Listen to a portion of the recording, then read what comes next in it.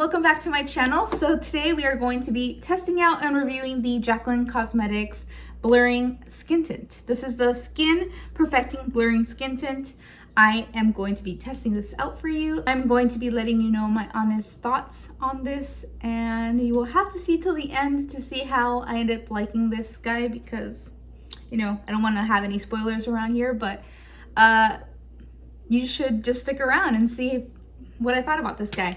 So yeah, thank you guys so much for being here. If you are new, please don't forget to subscribe to my channel if you haven't already. Please like this video if you do enjoy this video, and if you find it helpful, I would really appreciate that.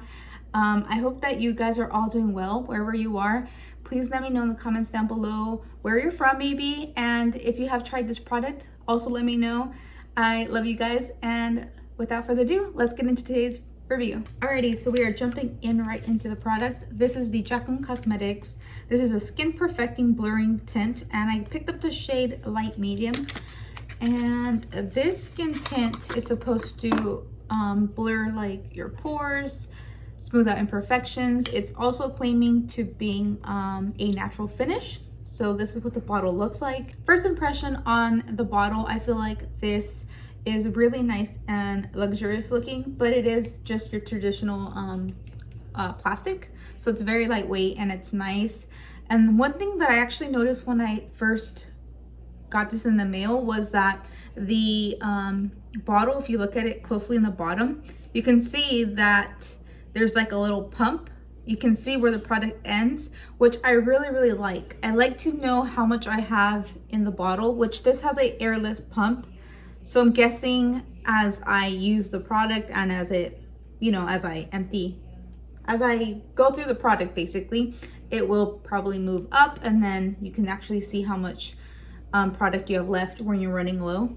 Anyways, so I did pick up the shade Light Medium. Let's open it up. So even though it is very lightweight, it does feel really sturdy packaging. It does have a nice tight clasp on the lid, so you know that the lid won't just be really like cheap on and off. It does have a nice grip and a nice little clasp to it. And then let's check out the pump. Okay, so I'm guessing it comes out like that because of its airless pump, but I don't have a problem with that. That probably will be too much product, but this is what it looks like. It looks like it's not so runny for being a blurring skin tint. I don't know why, I just expected it to be a little bit more liquidy, but it isn't a tinted moisturizer. This is a skin tint, so just like the Fenty one, and just like the Radiant Beauty Blender Radiant Skin Tint, it's like just a traditional skin tint is what I'm trying to get at. As far as texture goes, I feel like, ooh, it might be a little bit too peachy for me, which is weird because Light Medium. We shall see.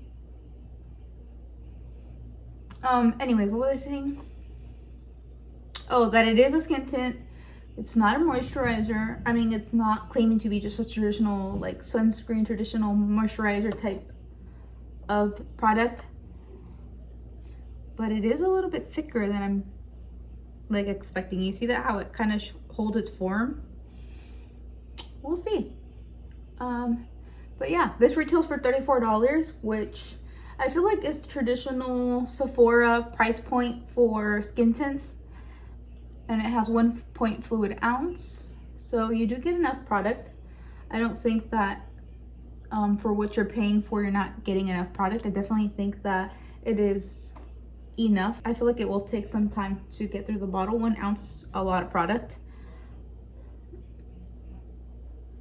Now, let's see. Let me just get on this side of the face with the Beauty Blender, and then I am going to go in with a foundation brush or a flat kabuki. I do usually like to go in more with a flat brush because I feel like the sponge can always soak up a lot of product, and I kind of just want to use a little bit less when I'm trying to use this type of skin tint or a product such as this. But we will see. Okay, let me look up closely. Okay, so I got a little bit closer. Hopefully you can tell on camera because sometimes the lights can kind of shine things off. I don't know, but Here I'm using a reliable beauty sponge, the beauty blender, sorry. The beauty blender always does do a really good job at blending things out. It does take a lot of product to blend, it does suck up a lot of product, but it does blend things really nicely. Here, I don't know what it is. This product is kind of sticking onto this area right here, and I do not have a dry patch on my face.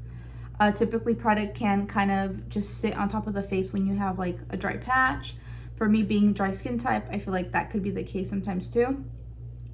But right now I don't have any situation going on like that. It's a very moussey product, so as you saw, it is a little bit stiff. But I don't know if I like how it looks right here. I almost want to like wipe it. And then you see how it does that?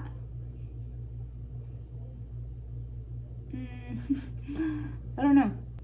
Something else that I want to point out too is that before going in with this product, I did want to show you what this skin tint is, what this product is for itself. I did not add like a glow, like my Supergoop glow screen that I like a lot to put underneath my foundation or skin tints. I didn't apply that because I don't want to add any luminosity to the skin or any dewiness, such as even like my Glow Recipe watermelon spray. Sometimes I can prep the skin with this spray. I did not do that because I didn't want to, again, add any moisture or luminosity to the skin. I just went in with a basic moisturizer. For the moisturizer, I went in with my It Cosmetics CC cream, the Confidence, what is it called? The It Cosmetics Standard CC cream,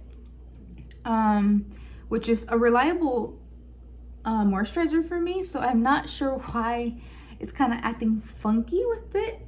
I don't know if it just doesn't like being paired with that, but I'm going to try the other side with the little kabuki brush and we'll see how it applies. So let's give it a go. I'm going to use a little e.l.f. putty brush. If you're looking for a cheap, affordable foundation brush, you might want to try this one because even though it's little, it might surprise you how easy it is to work with. See how it's very moussey? See that? I'm going to take some off the brush and we're just going to go in. The color is a little bit too light for me, which is weird. Light medium usually always works for me, but anyways, she does only have 12 colors, which of course, when you're working with the skin tint, you can really play off different shades. It's more like there's more leeway when you're picking your shade. This is light medium, which seems a little bit too light for being a light medium. I don't know. It's weird. I'm usually always a light medium because I'm not medium, but I'm not light because I do have a golden undertone. But let's work with it. It's okay. Once you apply bronzer, it's not a big deal, especially being just a skin tint. Alrighty, so here is this side. Now let's just buff everything in. Alrighty, so here I am basically finished applying the skin tint on this side with the flat kabuki. And I'm going to be very honest because I am always honest about how I feel about products. I never sugarcoat if I like something or I don't. Either I like it or I don't. I'm pretty, like I pretty much right away know when I like something and when I don't. I'm pretty like I flat out simply tell you. So I hope that you can see, I really hope that you can see this on camera. I feel like this product is very nice and moussey, which isn't a bad thing. The way it looks on the brush and initially application doesn't really matter. But on my face, I feel like I'm swirling around product and you can just tell that the product is lying on top of my skin. It's almost to the point where it's making it look like, something's disrupting it from underneath, which is really, really weird because there's nothing on my skin but moisturizer. Nothing else, not a sunscreen, nothing.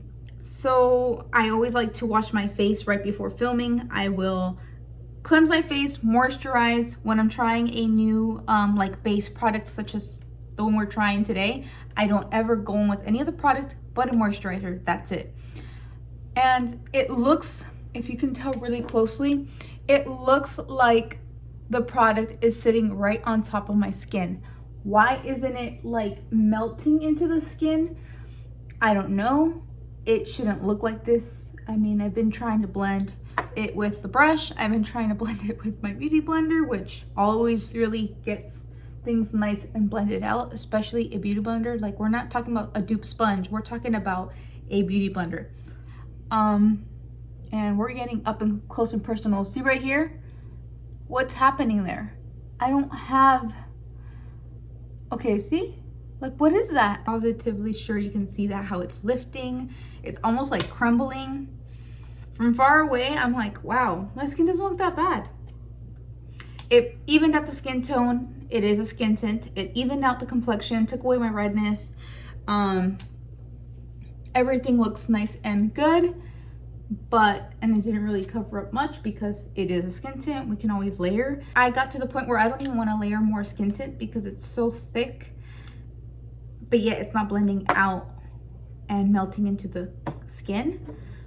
So I'm gonna see if I can get another layer here. I always like to see what it does as far as hiding any imperfections on the skin, like how you can build it up. I feel like it builds up okay. It's a pretty good medium coverage. I don't know. So let me go ahead and put some makeup on for maybe the next 20 minutes, and then I'll be right back, and then I'll tell you my final thoughts. Okay guys, so I am all done and have completed my eyes and my rest of my makeup. So for my eyes, I did use the Rare Beauty, what is this called? True to Myself eyeshadow palette. This is such a cute, simple, very wearable eyeshadow palette, but of course it has that beautiful shimmer that I'm using on lids that make it just step up the whole look. So I do really like this palette. And then for the for the cheeks, I'm using the Patrick Ta cream bronzer. I just chose to use just cream bronzer instead of both, just for a very subtle look. And then for blush, Boxycharm gave me a full-size Nars Orgasm blush, so I used that. I did do a whole video on my unboxing January base box, so if you're interested, I will link it down below. So let's get to the nitty-gritty. I am very honest with you. I'm only gonna share with you guys my experience, and that's all I can share with you, is basically my whole experience with this product. So they didn't launch also a concealer, but I just decided, you know what, let me just try one complexion based product, one product at a time. So I went ahead and chose this guy. So now it's been about 30 minutes that I took to really complete my whole base and the rest of my eye makeup. So I'm going to share with you guys my final thoughts. My final thoughts, as you can see, before I applied the rest of my makeup, you do see it looking a little bit patchy and dry. I don't have any dry patchiness, like dry patches around my face, because I am a dry to normal skin type. Sometimes I do have those. I don't have that right now going on, so I don't know why it performed the way it did. Maybe if you are a normal to oily skin type, or just very balanced normal skin type, maybe this would work wonderful for you. Maybe it is just my skin type that makes it look so patchy for the initial application. It just doesn't make sense to me. So I'm just gonna I'm gonna end up repeating myself, so I'm just gonna say that it looks patchy. My initial application should not, my experience should have not gone that way, I don't feel like, because I did moisturize.